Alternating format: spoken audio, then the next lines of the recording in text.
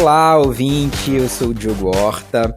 Estamos começando mais um episódio do podcast Amanhãs, o futuro das artes da cena. Uma iniciativa da Polo BH com apoio cultural do Sesc Minas, que visa promover uma reflexão leve e descontraída sobre as tendências e perspectivas para a cena teatral no pós-pandemia. A pergunta que queremos responder é: quais os rumos das artes da cena, por essência artes da presença, no novo mundo que se revela após a pandemia da Covid-19? Aproveita para seguir esse podcast e vamos lá conversar sobre dramaturgia. Os nossos convidados de hoje são o Jordano Castro, que é ator e dramaturgo. Jordano, seja muito bem-vindo. Queria te pedir para você se apresentar brevemente aqui para os nossos ouvintes. Olá, Diogo, muito obrigado. É um prazer estar aqui conversando com vocês. Bem, eu sou Jordano, eu sou de Recife, sou um dos membros e fundadores do grupo Magilute, um grupo de teatro que nasceu aqui na cidade do Recife e que agora, durante essa pandemia, a gente acabou tendo que descobrir um trabalho que é o Tudo que Coube numa VHS e depois o Todas as Histórias Possíveis, que são dois trabalhos que inauguram um caminho online para o Magilute. Bem, acho que é isso que eu posso falar, depois a gente vai conversando mais. Ótimo, maravilha, obrigado. E também recebemos aqui Mariana Lima Muniz, pesquisadora, professora, diretora incrível aí, que eu já pude dividir vários momentos. Mari, um prazer ter você aqui também conversando com a gente. Seja bem-vinda. Diogo, prazer é meu, muito obrigada, é um prazer estar com você de novo, mesmo que virtualmente, né? A gente que trabalha junto desde 2006, não é pouco tempo, e prazer também encontrar com o Jordano, que é a segunda vez que a gente se encontra para bater um papo sobre esse tema, né? Sobre esse teatro do amanhã, esse teatro pós-pandêmico, e eu acho essa coincidência muito interessante, quer dizer que os nossos trabalhos de alguma forma tem conversado, né? Eu sou atriz, sou diretora teatral e faço um trabalho, uma pesquisa desde 2012 das relações entre o teatro e a internet, em um momento em que essa relação era uma coisa assim bem às margens do teatro, né? Poucos coletivos, principalmente na América Latina, faziam, e eu estava muito interessada, né, nessa relação. E vem, então, desde 2012 fazendo essa pesquisa, quando chega a pandemia, e aí essa pesquisa que de alguma forma trabalhava com exceções à regra, se torna um pouco a regra, né? Por uma vontade que não passa necessariamente, que na verdade não passa de forma alguma pelas pessoas do teatro, é uma vontade de um vírus, é uma vontade, é um deus ex machina, que faz com que o teatro tenha que se relacionar de uma forma muito íntima com a internet para sobreviver. Então é um pouco isso, para começar isso. Ótimo, maravilha. É um prazer estar aqui com vocês para essa discussão, assim. Bom, para a gente começar, a gente dividiu um pouco, as conversas, assim, nessa primeira temporada no podcast, pensando, a determinadas partes, digamos assim, tentando decupar em partes ali o fazer, a criação teatral. Então a gente vai focar um pouco mais hoje na dramaturgia, e eu queria pedir para vocês assim, situar um pouquinho o ouvinte, como vocês entendem a dramaturgia, o que é um pouco essa função, assim, essa etapa do processo aí, para vocês, para daí em diante a gente seguir com essa reflexão e esse pensamento, assim, dos amanhãs, assim, do futuro. Esse universo da dramaturgia, para mim, ele acontece de uma forma muito, muito peculiar, né? Aí eu acabo pensando que a dramaturgia, ela tá junto da minha formação, junto também com o crescimento e o encontro das potencialidades dentro do Magilute, né? Dentro do grupo eu acabei descobrindo essa função, né? Esse caminho da dramaturgia. E é muito engraçado, porque a dramaturgia, para mim, depois disso, se transformou num trabalho coletivo. A dramaturgia, ela surge do trabalho criado dentro da sala de ensaio, assim. Então, ela está dentro de um processo de construção. Obviamente que quando eu começo a escrever, eu também venho de um percurso de estudo e de entendimento dessa linguagem, né? E aí, dentro dessa linguagem, a gente tem várias características, né? Existem os dramaturgos de gabinete, né, que escrevem dentro de casa, existem os dramaturgos que escrevem, enfim, por encomenda, etc. No meu caso, eu sou um dramaturgo que eu escrevo dentro de processos, assim, dentro de jogos de improviso, dentro do encontro com o coletivo. Mas é engraçado que, ainda assim, eu participando ou fazendo alguns exercícios de escrever sozinho e tudo mais, nada foi tão vertical para mim enquanto dramaturgo como estar agora dentro da pandemia e ter que criar nessas condições, né? Então, quando eu comecei me apresentando e falando desses dois trabalhos, o Tudo que Coube no VHS e o Todas as Histórias Possíveis, foram os meus primeiros trabalhos dentro do grupo Magilute que não foram escritos em processo coletivo, assim. Foram trabalhos que eu acabei tendo que escrever sozinho. E aí é muito engraçado e muito potente, porque eu sempre falei que dramaturgia, para mim, eu sempre entendi a dramaturgia como ação, sabe? Eu penso que a dramaturgia, ela tem vários lugares para se colocar. Você pode pensar a dramaturgia enquanto literatura, né? A gente pega um livro, sei lá, Romeu e Julieta, Hamlet, enfim. Quando a gente pega esse material, a gente se encontra com uma literatura, né? A gente lê, enfim. Mas eu sempre penso que a dramaturgia, ela é ação porque ela tem a possibilidade de se tornar cena, né? Ela tem a possibilidade de se levantar e fazer com que aquelas palavras ganhem cor, ganhem forma, ganhem volume, ganhem vida. E quando eu digo que tudo isso é engraçado, porque eu percebi e encontrei uma outra potencialidade que eu não conhecia, que é essa dramaturgia se tornar uma construção imagética mental, podemos dizer assim. Eu estou quase que inventando tudo isso, mas é algo que vem muito na minha cabeça com esses processos, porque aquilo que eu pensava enquanto cena, enquanto ação, enquanto um play, né, o jogador, o ator ali em palco, se transformou em um percurso de construção de start de imagem dentro da cabeça das pessoas, né? Esses dois trabalhos, o Tudo que Coube no VHS e o Todas as Histórias Possíveis, é um trabalho que ele acontece a partir de plataformas, né? A partir do WhatsApp, do Instagram, do Spotify, e-mail, enfim. E essa dramaturgia, na verdade, ela starta algo que está dentro da cabeça de cada um, sabe? É quase com uma dramaturgia contada, é quase com uma dramaturgia impulsionada, fazendo com que isso acenda na cabeça de cada um. E aí, depois disso, não que eu não entendesse isso dessa forma, mas agora para mim ficou de fato palpável, é que dramaturgia é um mundo vasto de possibilidades e talvez seja uma pequena ignorância minha quando eu achava que ela era somente ação.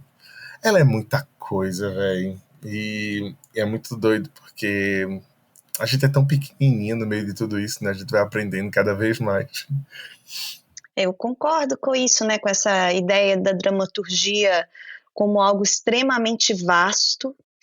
E eu fiquei pensando por onde que eu ia começar a partir do que o Giordano falou, e me lembrei de duas referências. Uma de uma pesquisadora portuguesa chamada Ana Paz, que ela tem um livro que chama Dramaturgia da Cumplicidade, e que ela vai dizer justamente da ideia da dramaturgia como um trabalho de composição. E esse trabalho de composição, ele pode ser feito por uma pessoa, que é o dramaturgo ou a dramaturga, mas ele também pode ser feito de forma coletiva, né? Havendo essa figura ou não. E ele pode ser feito com base no texto, como a gente está mais acostumado, porque isso é muito interessante. A gente hoje pensa o Hamlet como literatura, porque os atores da época do Shakespeare já morreram, então a gente não tem acesso ao Hamlet como cena do século XVI, a gente tem acesso àquilo que sobrou, e o que sobrou é o texto escrito, e talvez por isso a gente tenha uma ideia de dramaturgia vinculada ao texto escrito. Mas mesmo se a gente pensa no Shakespeare, é um texto escrito para a cena, com determinados atores que eram da companhia dele e que era escrito e reescrito também em cena, né? Lembrando que mesmo nessa época, para usar o século XVI, o século XVII, essas funções entre ator, diretor e dramaturgo, elas não estão colocadas, elas são colocadas posteriormente no século XIX e no século XX. Né? Então, eram homens, no caso elisabetano, mas se você pensar na Espanha, eram homens e mulheres de teatro que, de alguma forma, exerciam todas essas funções. E eu fico pensando que uma coisa que eu tenho pensado muito durante essa pandemia, principalmente depois de ver o trabalho do Maggilucci, que é um trabalho que desconstrói completamente uma ideia pré-concebida do teatro, mas que ao mesmo tempo revela uma teatralidade muito forte. Eu posso citar o Clandestinos também, do Cláudio Shakespeare e tantos outros, é que a gente tentar saber o que é dramaturgia vai levar a gente para a pergunta do que é teatro, né? E se antes a gente podia dizer mais ou menos o que é teatro, até isso começa a ficar nebuloso. O que dirá o que é dramaturgia? Mas o fato da coisa ser nebulosa não quer dizer que ela não seja interessante de ser perguntada. Quer dizer só que a gente tem que, ao mesmo tempo, procurar respostas e duvidar dessas respostas no segundo seguinte. Porque, na verdade, o que o Maggilucci faz, o que outros grupos estão fazendo, o que eu também tento fazer, é provocar experiências no espectador por meio da condução de uma história. E aí essa história pode não ter texto, essa história pode ser composta de imagens apenas, essa história não precisa ter início, meio e fim, mas ela é algo que alguém conta, canta ou mostra para o outro. E dentro dessa história toda, dessa mudança de meios, né, do palco para a tela e etc. e tal, que a gente vai falar um pouquinho mais, eu fiquei pensando que, na verdade, o que a gente está fazendo durante todos esses séculos, no teatro no Ocidente tem 2.500 anos, no Ocidente tem 5.000 anos, e o que a gente está fazendo continua sendo estar juntos ao redor de uma fogueira contando histórias.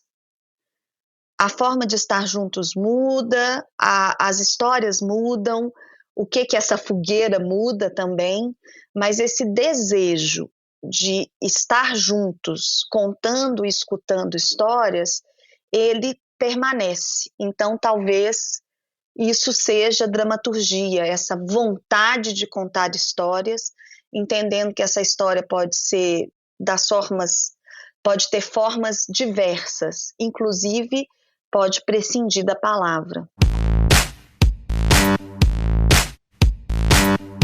Maravilha, excelente ouvir vocês, assim, já percorri vários caminhos aqui na minha mente a partir dessas referências, assim, e considerando esse momento, então, né, de pandemia que a gente já anunciou, né, vocês dois já anunciaram aí, né, eu queria que vocês comentassem um pouco, assim, os desafios, né, assim, que vocês enfrentaram aí nessa perspectiva, assim, né, aprofundar um pouco mais esses desafios.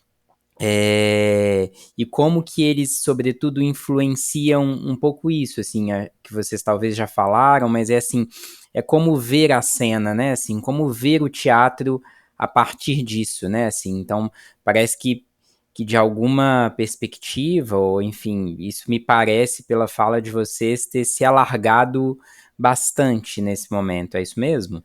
Eu acho que vocês acabaram convidando duas pessoas, pelo que eu acompanho do Magilute, que se dispuseram a esse desafio de forma muito rápida, né? Então, assim, que começaram a produzir em março, abril, já tinham coisas produzindo dentro da internet, né? Então, isso já mostrava uma abertura inicial para o rompimento, ainda que ele fosse provisório, desse conceito de teatro que demanda a copresença física no mesmo espaço, no mesmo lugar de artistas e do público.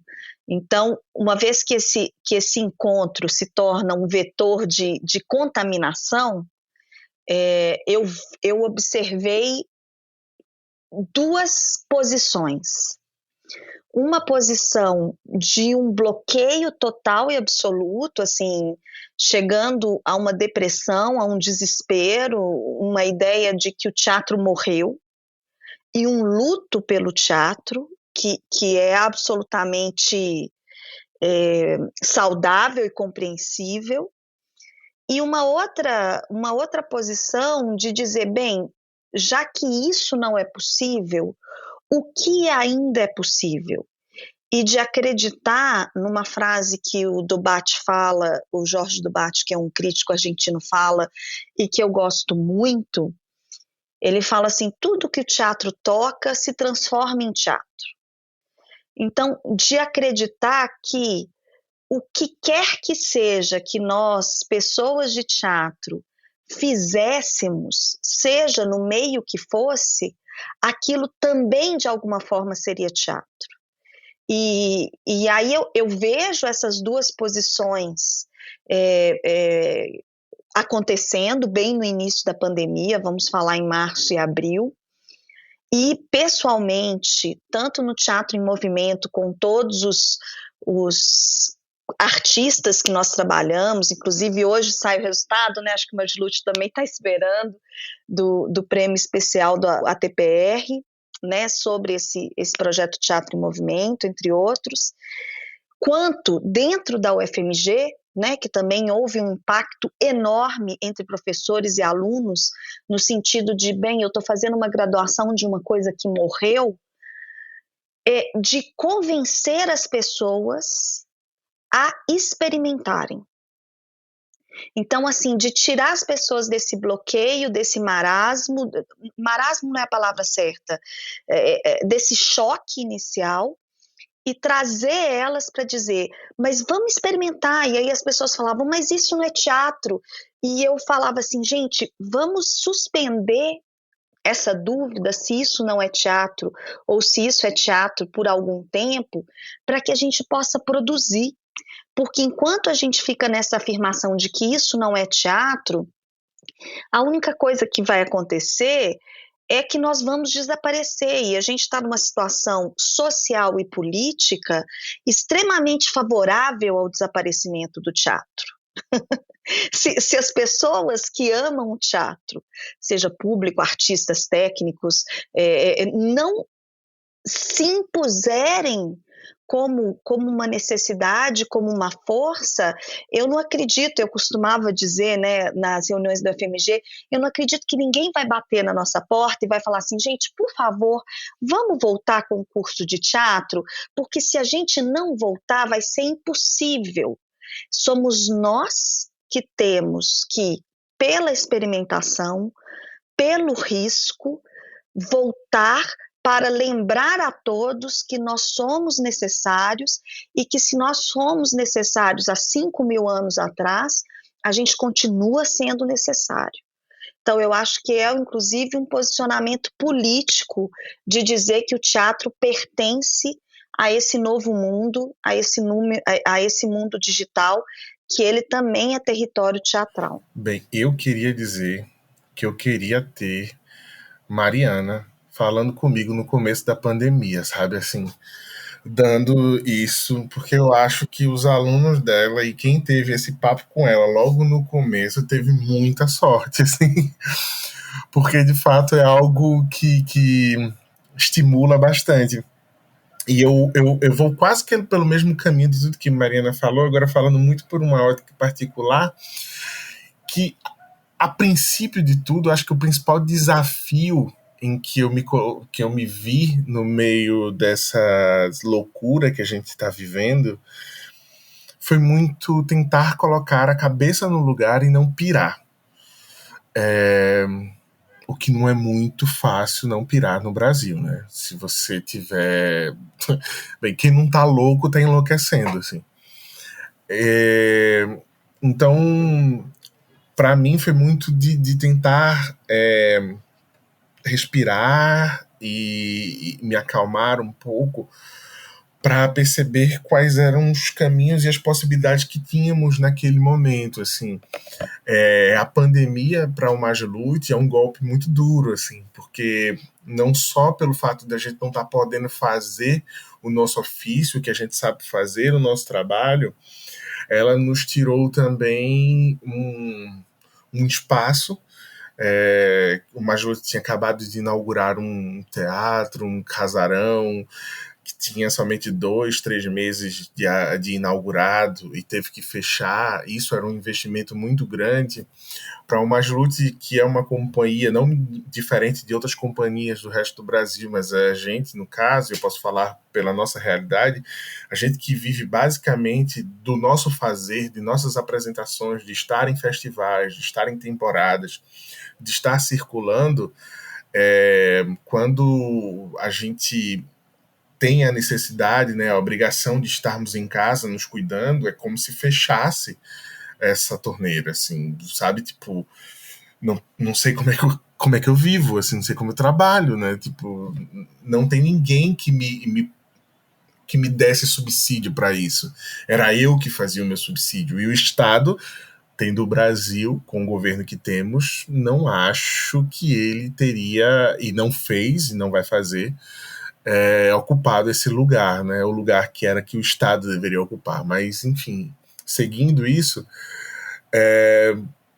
colocando a minha cabeça no lugar, a gente teve que reagir muito rápido, assim. E como a Mariana falou, de fato, o primeiro trabalho, Tudo que Coube numa VHS, ele surge muito no começo, e ele surge muito tateando, assim. Eu não sabia muito do que fazer, eu tinha uma ideia na cabeça, o que para o Chico Sainz já é muita coisa. Eu tinha somente essa ideia e estava testando. E com todas essas dúvidas que pairava em todo mundo que faz teatro no Brasil. Será que isso era teatro? Mas eu talvez naquele momento, e hoje até hoje eu acho muito bom, assim, e não são coisas que nos afligem, nós do Majlute, a gente nunca tem a vontade de responder essa questão. A gente sempre acha que quem estuda e quem teoriza por isso é que pode melhor tentar encontrar uma caixinha que caiba isso, assim. Então a gente estava fazendo, assim. Se isso era teatro ou não era uma resposta que a gente queria dar. A gente queria fazer, a gente queria continuar trabalhando, né? Se continuar pertinente no meio de tudo isso. E é um trabalho que surge nessa tentativa, nessa descoberta, mas que tem como uma premissa muito grande estabelecer uma relação de presença com a pessoa, uma presença possível nesse momento. É um trabalho que ele acontecia de 1 para 1, né? Enquanto um performer do Majlute, um ator do Majlute, apresentava para uma pessoa do público. Essa relação de cuidado, de atenção com uma pessoa, era o que para a gente conseguiria estabelecer essa relação de troca, né? Algo que a gente consegue fazer no teatro mesmo quando a gente está com uma plateia de 100 pessoas e eu faço uma pergunta, quando foi a última vez que você amou? Essa pergunta, mesmo que ela seja uma pergunta para fora, dentro de uma plateia, cada um responde essa pergunta dentro da cabeça. talvez eu me sentia muito vazio de tentar fazer essa pergunta num Zoom, por exemplo, com 50 pessoas nessa sala, porque essas pessoas talvez elas estejam também cuidando dos seus filhos, com a câmera desligada, vendo alguma outra notícia. Então, estabelecer um trabalho que tivesse uma pessoa e eu estivesse fazendo com ela, de fato, talvez era a que a gente imaginava e o que a gente percebeu que conseguiria estabelecer essa conexão. E daí, enfim, todas as outras coisas.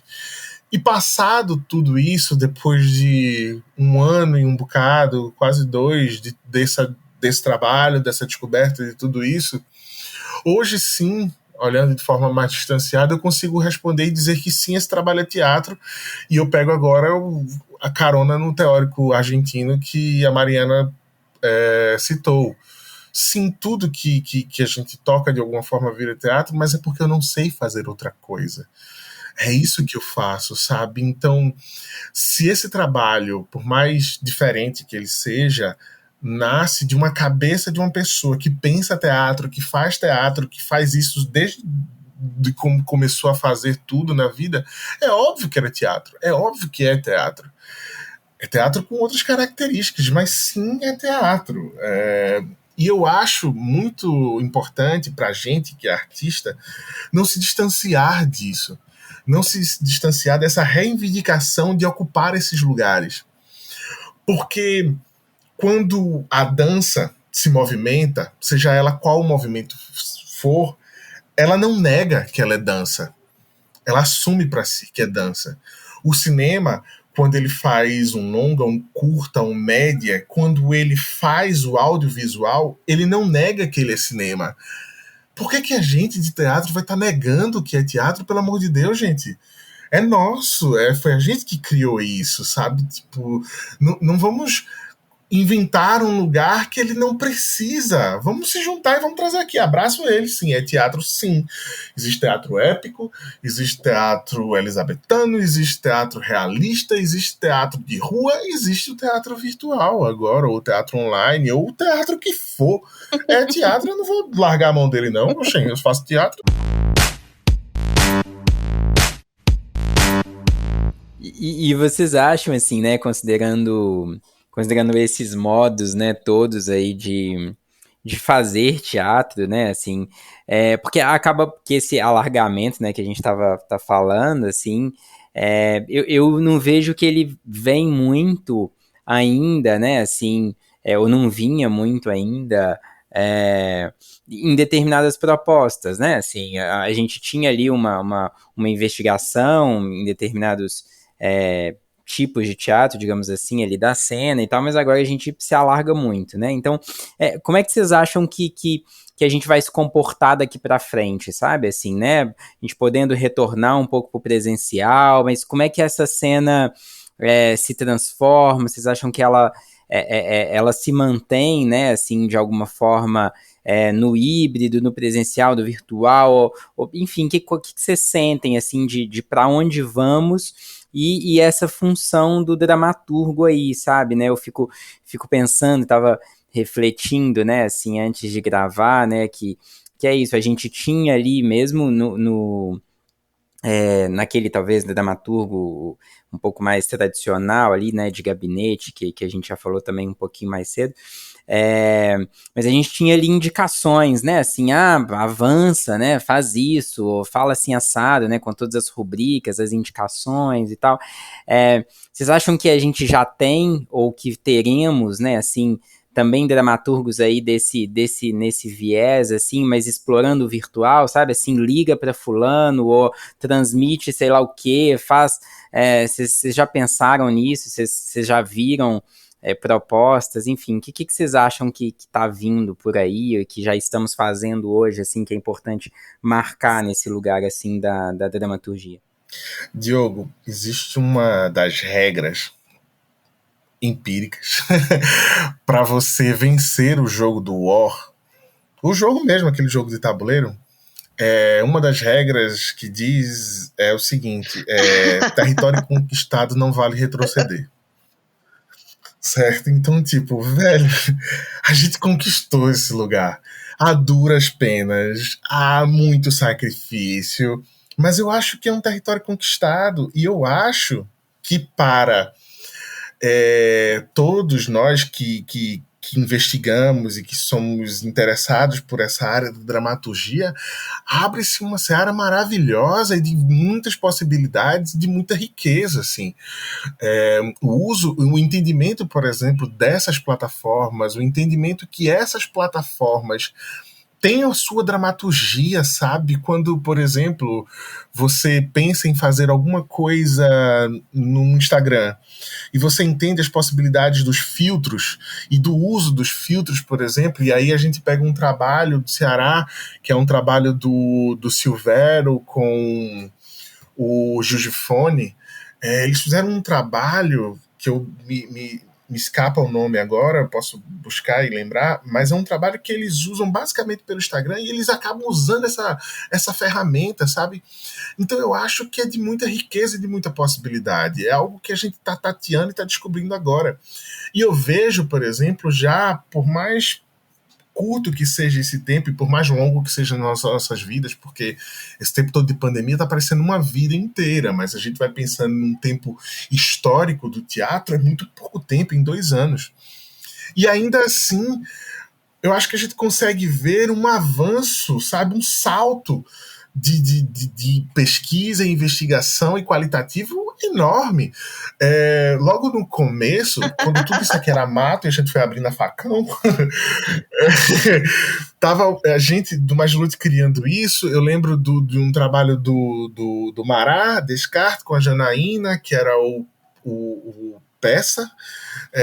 Tinha o Panda em São Paulo, enfim, tinha alguns trabalhos que estavam surgindo. O Mará e a Janaína, inclusive, estavam até um pouco antes da pandemia na criação desse trabalho. Mas o que acontece é o seguinte, eram trabalhos que estavam tateando, e hoje, por exemplo, tem um trabalho, eu cito um trabalho daqui de Recife também, Poema, que é em cima de texto do Martinelli, feito com um ator daqui, o Ed Alma, e direção do Kierkegaard, e que é de uma qualidade, velho. Sabe, assim, um entendimento dessa linguagem, um entendimento que não estamos fazendo audiovisual, a gente está fazendo teatro.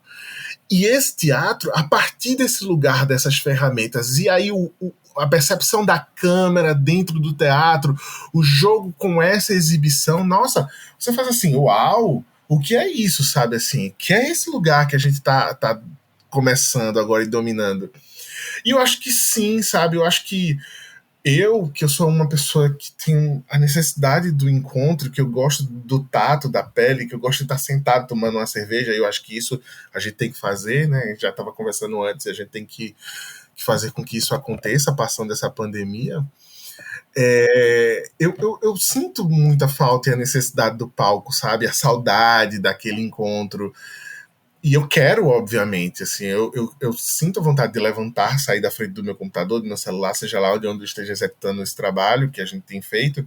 Eu tenho vontade de voltar a fazer as peças que a gente fazia antes, mas eu acho, sim, que para frente a gente agora encontrou essas ferramentas, a gente encontrou esses lugares.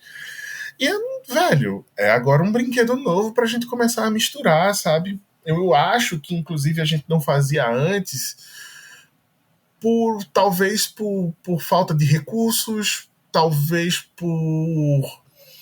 por entender que conseguíamos fazer de uma outra coisa, e não porque a gente não achasse que fosse possível, mas talvez é que a gente não tivesse sido jogado nesse lugar de uma forma tão abrupta como foi agora, sabe? E eu acho que agora virou uma tatuagem dentro da gente e a gente vai levar no corpo, né? Eu concordo com tudo que o Jordano disse, não, fica até difícil complementar, e tentando responder do ponto de vista da dramaturgia, eu acho que se a dramaturgia no século XXI já era uma dramaturgia da cumplicidade, já era um lugar coletivo e compartilhado, quando a gente enfrenta a pandemia do novo coronavírus, esse lugar tem que ser ainda mais compartilhado. Porque agora a gente está trabalhando com outros profissionais, eu vou dar o exemplo, por exemplo, do espetáculo da obra da Yara de Novaes, com a dramaturgia do Vinícius Souza, que eu fiz a supervisão artística, que é o Desmemória, uma peça-jogo. e que nós trabalhamos durante 3 meses com programadores de jogos digitais. E que isso mudou completamente o modo de trabalho que nós estávamos acostumados. Então, a primeira coisa que mudou, a dramaturgia tinha que estar pronta 3 meses antes da estreia, porque os programadores precisavam programar o jogo. Então, isso é uma coisa, por exemplo, que muda completamente. Depois, na medida que os programadores iam programando o jogo, a gente tinha que fazer coletivos teste, que é uma coisa que nós também no teatro nunca fizemos, porque não é um ensaio geral, é assim, você tem que conseguir 20 pessoas que vão jogar aquele jogo, aí você tem que saber todas as especificações do computador dessas pessoas, e aí as pessoas vão te dar o retorno do que elas não conseguiram jogar. Aí isso volta para os programadores escovam os códigos, como eles dizem, e aí a gente vai fazendo. Então, por exemplo, a Yara, que é uma coisa muito comum, quem é do teatro sabe, né? Diretor adora mudar cena no dia da estreia. Eu acho que isso é uma tradição do teatro. Você chegar no dia da estreia e mudar uma cena. Quem nunca? Né? Uma coisa maravilhosa. O diretor adora, o ator quer morrer. Quando a gente trabalhou com o jogo, isso é impossível, porque se você vira para o programador e fala, olha, ao invés dessa bola ser vermelha, eu quero que ela seja verde e que ela caia do lado esquerdo. Nossa Senhora! Aí ele fala assim, você tem mais 2 meses? Porque... Aí você fala, mas eu só quero que ao invés dela ser vermelha, ela seja verde, eu não quero que seja do lado direito, eu quero que seja do esquerdo. Só que isso implica numa quantidade de cálculos matemáticos, de uma linguagem que a gente desconhece, então que cria um novo modo operandi, que é muito interessante para quem se dispõe. Então, isso por um lado. Por outro lado, vou falar pessoalmente, eu vou assistir a minha primeira peça depois da pandemia, depois da pandemia não, né? Depois do início da pandemia, porque ela não acabou, mas eu estou vacinada, eu estou completamente vacinada, já faz 20 dias, e eu vou assistir a Mímulos, que inclusive é um espetáculo de dança, no domingo às 19h45. Bem, eu estou completamente animada, excitada e nervosa para ter esse contato.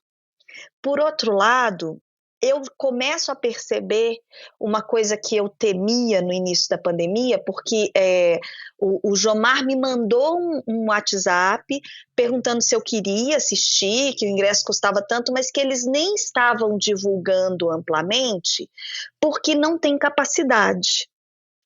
E aí, é claro, né, eles têm um espaço próprio, eles vão poder receber talvez 20 pessoas, e eles estão fazendo uma estratégia correspondente ao que eles podem fazer.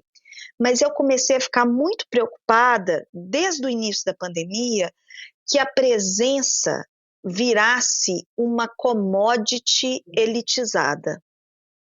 Então, como a gente vai ter que ter menos público nos teatros, os ingressos vão ter que ser mais caros do que já são. E aí, a copresença física possa se tornar, vocês entendem o que eu quero dizer? Possam se tornar uma coisa de VIPs, o que é o meu grande medo, e que eu acho que a nossa... Eu não estou dizendo que a Mímulos fez isso de jeito nenhum, inclusive porque eles estão testando, né, voltar com segurança, mas o que eu estou dizendo é que isso pode acontecer. E que o teatro de rua talvez continue e seja a nossa grande salvação para tirar o teatro de um lugar elitizado, que pode ser que pela diminuição da capacidade do público se torne ainda mais elitizado. Então, assim, se você não tem dinheiro, você assiste pela internet, gratuitamente. Se você tem dinheiro, você pode ter o prazer da presença. Isso me preocupa.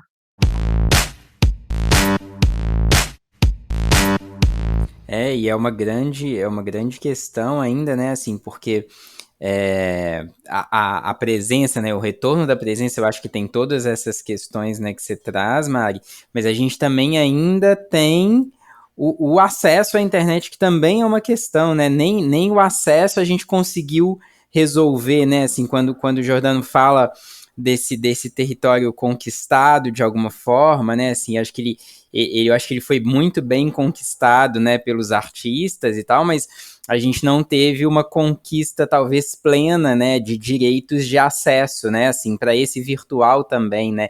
Então, eu acho que a gente já tinha, assim, uma reflexão de certo elitismo mesmo, né, antes mesmo, né, do início da pandemia.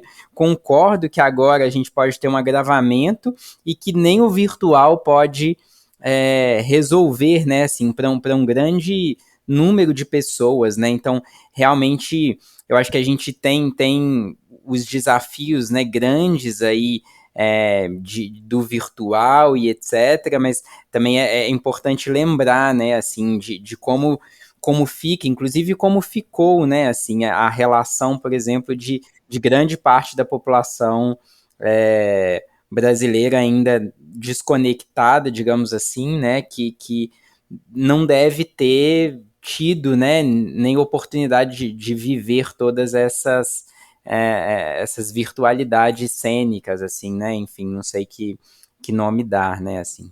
Você ia comentar alguma coisa também, né, Giordano? Não, eu só queria dizer que o trabalho que eu citei do Silvério e do Jujifone é o Metrópole, que era um trabalho que eles tinham para pau, que eles adaptaram para o Instagram, e aí tinha todo esse o uso dessa plataforma de uma forma muito vertical, assim, só para não deixar passar esse crédito, né? Ótimo, ótimo, Giordano. Então acho que fica mais uma dica, né, aí de também espetáculo. Acho que a gente trouxe várias referências, né, nessa conversa aqui. A gente infelizmente tem que caminhar para o final, mas eu já de antemão queria agradecer muito a presença de vocês e todas as possibilidades, né, assim, que a gente levantou aqui nessa conversa. E queria então, né, passar a bola para vocês aí, para vocês compartilharem, né, com os ouvintes como é que a gente acha vocês, os arrobas e tecerem aí as considerações finais para a gente encerrar. Eu que agradeço, Diogo, um prazer enorme. Inclusive, estou super feliz porque o podcast foi uma coisa, uma grande descoberta para mim durante essa pandemia. Eu sou uma fã completa de podcasts e eu vou seguir esse podcast bem de perto. Acho que é uma forma diferente da gente se adentrar em um tópico e agradeço o convite, parabenizo a iniciativa. Obrigada, Giordano, por compartilhar mais essa conversa. E eu, como boa imigrante digital, não sou tão das redes sociais, mas eu tenho o meu arroba, que é Mariana I. Muniz. Se eu não responder um direct em um mês, não se assustem, é porque às vezes eu realmente me desconecto, mas também deixo o meu e-mail, né? Sou uma pessoa mais das antigas, que é o marianamuniz@ufmg.br. Quem quiser entrar em contato vai ser um prazer. Bem, eu reforço também o prazer de estar aqui dividindo essa conversa com Mariana, que é uma pessoa que a gente, no outro encontro, eu fiquei fã demais. Eu fiquei, meu Deus do céu, o que essa mulher fala sobre esse teatro online e tudo mais, todo mundo tinha que ouvir, assim. E é muito legal estar aqui com ela, dividindo essa plataforma agora, que é o podcast, e é uma plataforma que eu também, como ela, eu adoro. Eu tenho um podcast para tudo, minha gente. Eu tenho um podcast para correr, eu tenho um podcast para dirigir, eu tenho um podcast para lavar prato. Cada um tem uma função, assim, na minha vida. Eu faço, esse aqui é melhor para lavar prato, esse aqui é melhor para correr. E eu vou escutando podcasts todos, assim, de várias coisas, de política, de cinema, de curiosidades. Um podcast de curiosidade é genial. Enfim, para não me alongar, que bom estar aqui conversando com vocês sobre isso. E como eu gosto muito de conversar e de falar, quem quiser me encontrar, vai no Instagram, @Giordano Castro. Mas quem quiser acompanhar O Magilute é essa companhia em que eu faço parte, que é de lá que surgem todas essas loucuras dentro da minha cabeça. Lá a gente consegue colocar em prática. É o @Magilute. Magilute se escreve Magiluth. É isso. Valeu, obrigado. E você, ouvinte, espero que vocês tenham gostado. Lembrando que esse projeto é viabilizado com recursos da Lei Federal de Incentivo à Cultura, patrocínio do Instituto Unimed BH e realização da Secretaria Especial da Cultura, Ministério do Turismo e Governo Federal. Bom, siga esse podcast e fique ligado nos próximos episódios da série e também siga @polobh e @.sescpalladium nas redes sociais. Eu fico por aqui e encontro vocês no próximo episódio. Até lá!